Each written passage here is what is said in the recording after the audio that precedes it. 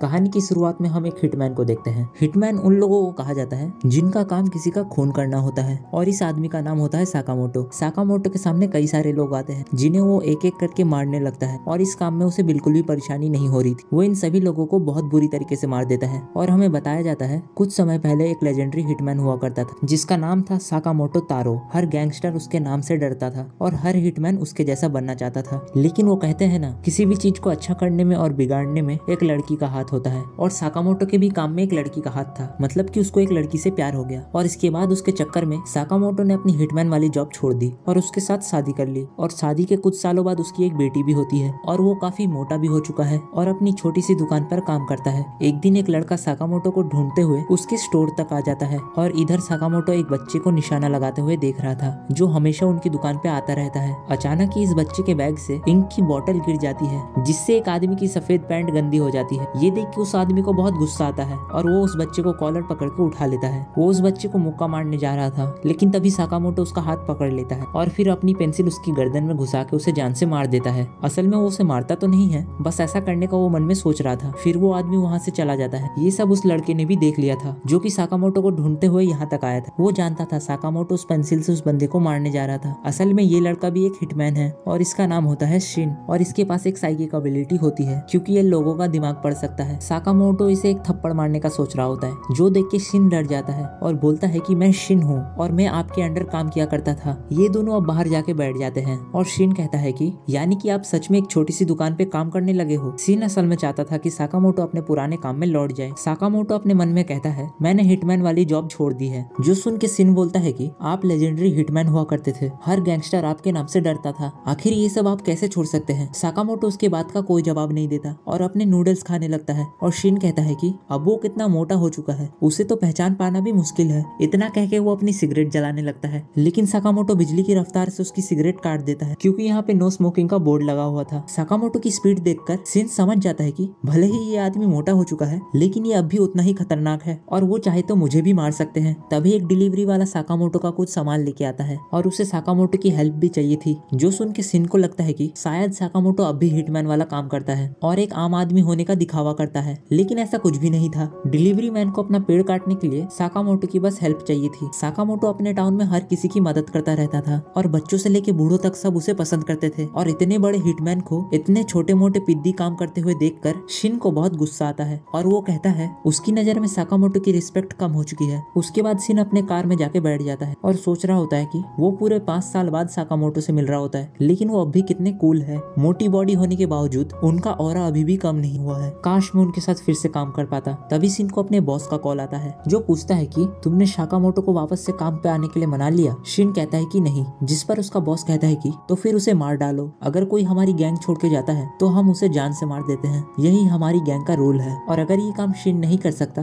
तो वो किसी और को भेज देगा। शिन को असल में साकामोटो को मारने के लिए ही भेजा गया था लेकिन वो तो उसका बहुत बड़ा फैन है और ऐसा बिल्कुल भी नहीं करना चाहता। लेकिन काफी देर सोचने के बाद शिन समझ जाता है कि उसके पास और कोई ऑप्शन नहीं है। अगर उसने साकामोटो को नहीं मारा तो कोई और उसे मार देगा, तो अगर साकामोटो को मारना ही है ये उसी के हाथों होना चाहिए। अब शिन अगली सुबह फिर से साकामोटो के स्टोर पे जाता है जहाँ उसकी वाइफ कहती है कि तुम तो कल भी आए थे ना, पर शिन उसका कोई रिप्लाई नहीं देता और अपनी गन पे साइलेंसर लगा के स्टोर के अंदर चला जाता है। शिन साकामोटो से कहता है वो आज टाउन छोड़ के चला जा रहा है, तो वो जाने से पहले साकामोटो को गुड बाय कहने आया था। उसके बाद वो साकामोटो पे गोली चला देता है लेकिन साकामोटो अपने मुंह से एक कैंडी थूक देता है जो उस गोली से टकरा के उसकी दिशा बदल देता है। उसके बाद वो शिन के ऊपर एक आइसक्रीम फेंक के मारता है और उसके सामने से गायब हो जाता है। शिन उसका माइंड भी रीड नहीं कर पा रहा होता है। अब वो शिन का ध्यान बटाकर साकामोटो उसके पीछे से आता है और उसके मुंह पर एक जोरदार लात मार देता है जिससे शिन दूर जाके गिरता है और वो कहता है कि पता नहीं वो क्या सोच के साकामोटो से लड़ने आया था। उसके बाद शिन बेहोश हो जाता है और शिन को जब होश आता है तो वो साकामोटो के घर पे था जो कि उसके स्टोर का 2nd फ्लोर होता है और यहाँ पे साकामोटो की फैमिली शिन को खाना खाने के लिए बुलाती है। शिन को समझ नहीं आ रहा होता कि क्या हो रहा है, क्या इस खाने में जहर तो नहीं, लेकिन मैं तुम्हें बता दूं इसकी बॉडी पे जहर का असर नहीं होता। जिसके बाद ये खाना खाता है और ये खाना इसे काफी ज्यादा अच्छा लगता है क्योंकि ये पहली बार घर का खाना खा रहा है और साकामोटो के साथ भी सेम ऐसा ही हुआ था और ये खाना खाकर शिन को इतना ज्यादा अच्छा लग रहा था कि इससे पहले उसने कभी ऐसा फील नहीं किया और फिर वो समझ जाता है इन छोटी छोटी खुशियों के लिए साकामोटो ने अपना हिटमैन वाला काम छोड़ दिया है और वो अब यहाँ पे खुश है। और अब शिन यहाँ से खाना खाकर जा रहा होता है और वो साकामोटो को खाने के लिए शुक्रिया कहता है और साकामोटो उसे एक बोर्ड दिखाता है जिस पर ये लिखा होता है थैंक यू, वापस से जरूर आना। और शिन अपने गैंग के पास वापस पहुंच जाता है। उसका बॉस उससे पूछता है आखिरकार तुम उसे मार क्यों नहीं पाए। शिन कहता है उसे जिंदा रहने दीजिए, वो अपनी फैमिली के साथ काफी ज्यादा खुश है। और ये सुनकर सभी लोग हंसने लगते हैं। और उसका बॉस कहता है साकामोटो ने हमारी गैंग का नियम तोड़ा है, तो अब तो उसे मरना ही होगा। और शिन उससे कहता है प्लीज उन्हें जिंदा रहने दीजिए, आप उनकी जगह मुझे मार दीजिए। और उसका बॉस कहता है ठीक है, फिर अगर तुम मर जाओगे तो हम उसे छोड़ देंगे। पर वो मन में सोच रहा होता है ये कितना बड़ा गधा है, इसे लगता है कि ये खुद की जान दे देगा तो हम साकामोटो को छोड़ देंगे, बेवकूफ कहीं का। लेकिन शिन उसकी मन की बात सुन लेता है और उसके ऊपर अपनी गन तान देता है, जिनके बाद इन सब के बीच में लड़ाई छिड़ जाती है। वही साकामोटो अपने शॉप में बैठे हुए ये सब सुन रहा होता है और फिर वो एक बटन दबाता है, जिसके बाद हमें पता चलता है इसने अपनी शॉप पे बहुत सारी गन छुपा के रखी है। और वो उन सब में से एक टीजर गन ले लेता है और वहाँ से निकल जाता है। और यहाँ पे शिन किसी तरीके से बचा हुआ होता है, क्योंकि वो लोगों का माइंड रीड कर सकता है, तो इसीलिए उसे छुपने में काफी ज्यादा आसानी हो रही थी। और एक बंदा तो उस पे वजूका ही फायर करने वाला होता है, लेकिन शिन उससे बच जाता है। वही इन सब का बॉस कह रहा होता है अगर तुम उसके पास जाओगे तो मारे जाओगे, तो इससे दूर ही रहना। पर अब शिन के पास सिर्फ एक ही मैगजीन बची होती है। तभी कुछ लोग आकर उसे घेर लेते हैं और उसे मारने ही वाले होते हैं। तभी साकामोटो वहाँ पे आकर टीजर गन से करंट लगाकर उन्हें बेहोश कर देता है। और ये देखकर शिन और उसका बॉस काफी ज्यादा हैरान हो जाते हैं और वो लोग साकामोटो को मारने के लिए आगे बढ़ते हैं। लेकिन साकामोटो अपने चॉपस्टिक से ही उन्हें मार रहा होता है और वो इन चॉपस्टिक से ही उन गोलियों को पकड़ रहा होता है और बिजली की रफ्तार से उन लोगों को निपटा रहा होता है। साकामोटो भले ही मोटा जरूर था, लेकिन उसके अंदर पावर काफी ज्यादा थी। और तभी उनका बॉस सबको एक साथ फायरिंग करने के लिए कहता है, लेकिन साकामोटो उन सभी की गन्स को काट देता है और वो उन लोगों के साथ साथ उनके बॉस को भी खत्म कर देता है। और शिन ये देखकर समझ जाता है ये भले ही मोटा जरूर हो गया है, लेकिन अभी भी ये एक लेजेंडरी हिटमैन है। और शिन उससे पूछता है तुम्हें मेरी लोकेशन के बारे में पता कैसे चला। और साकामोटो से बताता है जब वो बेहोश था तब उसने उसकी गन पे एक ट्रैकर लगा दिया था। और शिन उससे कहता है वादे के हिसाब से अब मैं ये टाउन छोड़ के चला जाऊंगा। लेकिन साकामोटो उसे अपनी एक शॉप की ड्रेस देता है और कहता है तुम्हें 1 घंटे के 800 दूंगा और ओवर टाइम के अलग से। यानी कि साकामोटो उसे अपनी शॉप पर जॉब ऑफर कर रहा था, जिसके लिए वो मान जाता है और अगले दिन से ही उसकी शॉप पे काम करने लग जाता है। और वो देखता है कि रामन के सभी कप साकामोटो ही खा खा के खत्म कर रहा है। और शिन अपनी माइंड रीड की पावर का यूज करके लोगों की हेल्प कर रहा था और साकामोटो की फैमिली को शिन काफी ज्यादा अच्छा लगता है। वही वो बच्चा शिन को बाहर उसके साथ खेलने के लिए कह रहा होता है, लेकिन शिन उससे कहता है अभी मेरा काम खत्म नहीं हुआ है, पर चलो ये काम मेरा पिछले काम से तो अच्छा ही है। और वो बच्चा फिर पूछता है पहले आप कौन सा काम करते थे। और साकामोटो अपने मन में कहता है अगर तूने सच बोला तो मैं तुझे जान से मार दूंगा। और तब शिन कहता है मैं पहले साफ सफाई का काम किया करता था। और ये एपिसोड यहीं पे खत्म हो जाता है। तो दोस्तों साकामोटो और शिन की लाइफ में क्या खतरा आएगा वो तो हमें नेक्स्ट एपिसोड में ही पता चलेगा। अगर तुम लोग चाहते हो कि मैं इस एनीमे को आगे भी एक्सप्लेन करूं तो नीचे रेड हार्ट स्पैम कर देना, मैं समझ जाऊंगा। और अगर तुम्हें और भी ऐसी वीडियोस देखनी है तो स्क्रीन पे आई हुई 2 वीडियो में से किसी एक पे टैप करो, मैं तुम्हें वही मिलूंगा।